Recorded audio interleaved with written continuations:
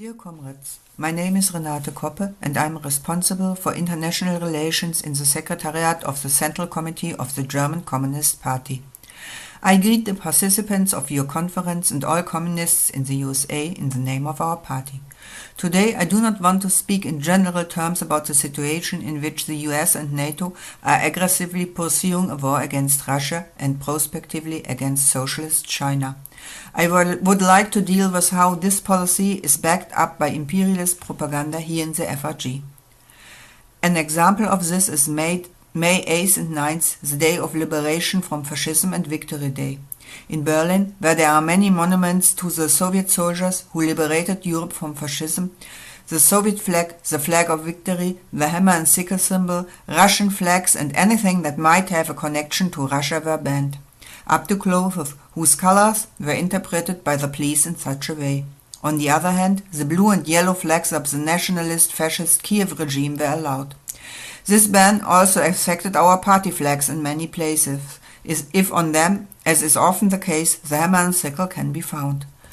Joint tributes to the Red Army soldiers killed in the liberation of Europe from fascism by municipal authorities and representatives of the Embassy of Russia have not been held for 2 years. Unfortunately, a leading role in this is played by the party, the left.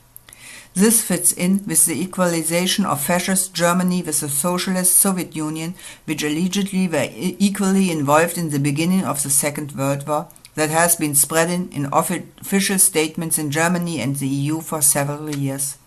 This anti-Sovietism passes seamlessly into hostility against Russia, because Russia does not go along with this falsification of history.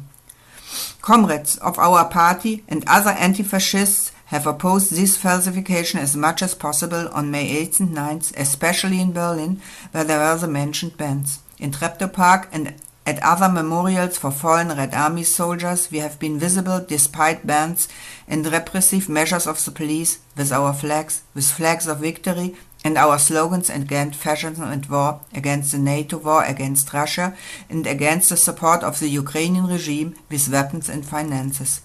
Our party has also participated in the honoring of the Red Army soldiers by the Embassy of the Russian Federation.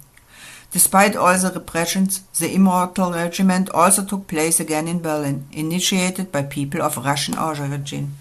Communists and anti-fascists did not let repressions prevent us from expressing our gratitude to the Red Army, in which soldiers from all peoples of the Soviet Union fought and which liberated us from fascism.